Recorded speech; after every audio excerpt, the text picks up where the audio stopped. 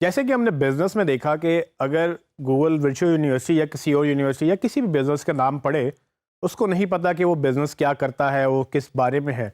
हम rich snippets के तहत यानी कि स्ट्रक्चर डेटा के तहत गूगल को ये बताते हैं कि आप किस तरह से इस बिजनेस को कैटेगराइज कर सकते हैं, इसमें बिजनेस का नाम क्या है, लोगो क्या है। इसी तरह से गूगल मज़ीद लोगों के बारे में जानना चाहता है, मज़ीद बिजनेसेस के बारे में जानना चाहता है। उनमें से आपने अक्सर देखा होगा कि जब आप गूगल में कुछ पर्सनैलिटी के बारे में सर्च करें, मतलब कि शाहिद अफरीदी, फवाद खान या और भी ऐसी कोई पॉपुलर पर्सनैलिटीज़, तो राइट साइड पे आपको इस तरह से कुछ उनका एक बॉक्स नज़र आता है जिसमें आपको वो उनकी डेट ऑफ बर्थ, उनकी पर्सनल लाइफ के बारे में, उनकी एज वगैरह और उनकी यहाँ तक कि अगर कोई एक्टर है तो उसकी फिल्में भी आपको मिलेंगी। तो ये डेटा मोस्टली विकीपीडिया से गूगल पिक करता है। लेकिन अगर आप अपनी वेबसाइट पे अपना नाम या अपनी प्रोफाइल बनाते हैं तो गूगल को नहीं पता कि उस्मान लतीफ़ कौन है। अगर कोई यूज़र सर्च करे गूगल में उस्मान लतीफ़, गूगल को ये नहीं पता कि उस्मान लतीफ़ एक पर्सन है जिसकी एक टाइटल है, जिसकी एक कंपनी है।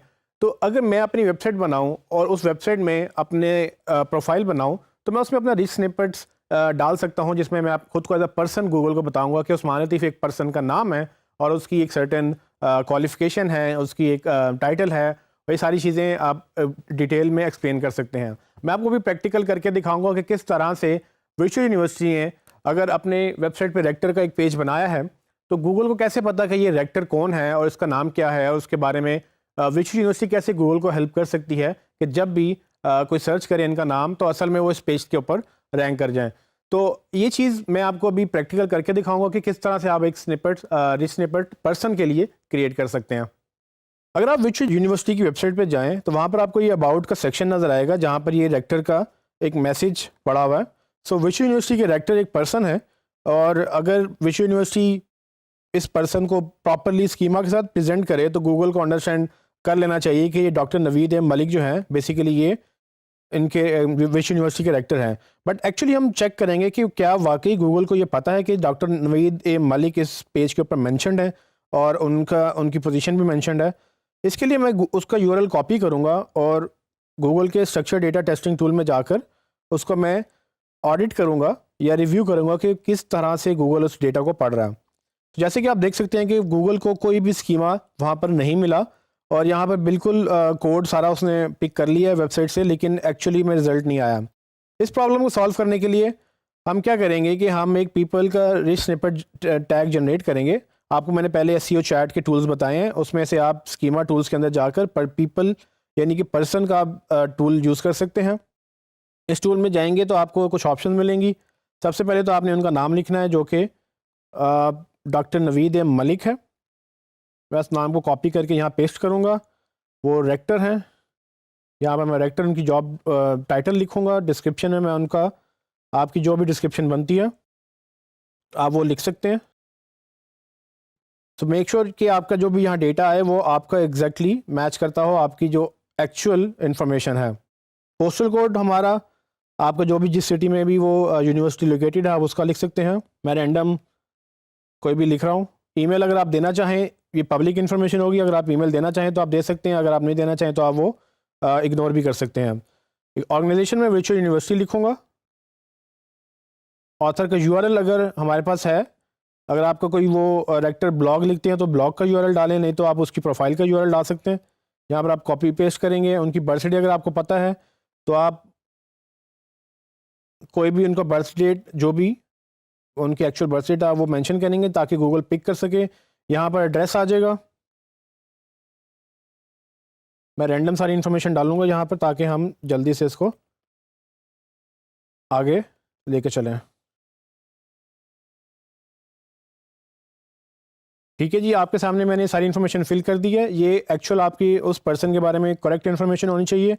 अगर आप करेक्ट नहीं लिखेंगे तो गूगल आपको मे बी पेनलाइज करे इस बात पे। तो आप देखेंगे जैसे मैंने क्रिएट पर्सन कोड्स पे क्लिक किया, इस बटन पे क्लिक करने के बाद नीचे कुछ टैग्स जनरेट हुए हैं। इसको मैं कॉपी करके अगर अपनी वेबसाइट में लगाऊं तो गूगल को अंदाज़ा हो जाएगा कि ये पेज किस बारे में है। इसको मैं लाइव डेमो दिखाने के लिए उसी पेज पे वापस आऊँगा जहाँ पर हमने स्ट्रक्चर डेटा टेस्ट किया था।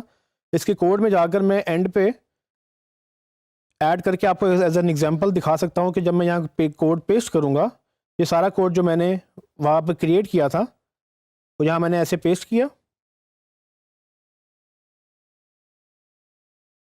और इस कोड को गूगल कैसे रीड करेगा इसको चेक करने के लिए हम दोबारा से ये टेस्ट वैलिडेट करेंगे और देखेंगे क्या गूगल वो पोजीशन उसकी उठा रहे हैं कि नहीं।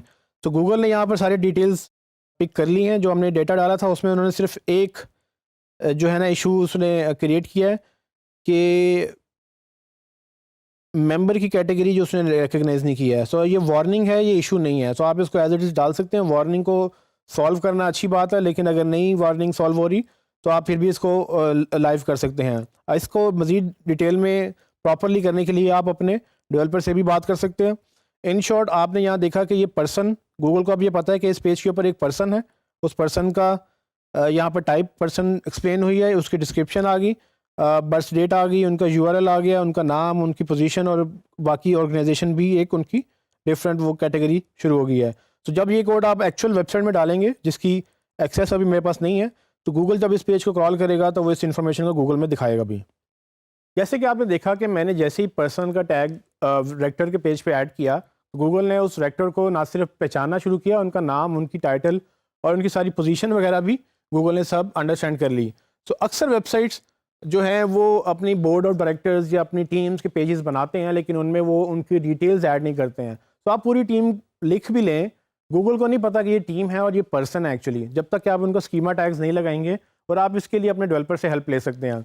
फाइनली मैंने आपको एक टूल बताया SEO चैट का, आप इसको यूज़ करते हुए भी आप इसको ऐड कर सकते हैं, स्कीमा टैग्स को जनरेट कर सकते हैं, या आप अपने डेवलपर से हेल्प ले सकते हैं। या फाइनली अगर आप वर्डप्रेस के ऊपर हैं तो वर्डप्रेस में आपको प्लगइन्स भी मिल जाते हैं जिसमें आप ये स्कीमा के टैग्स लगा सकते हैं।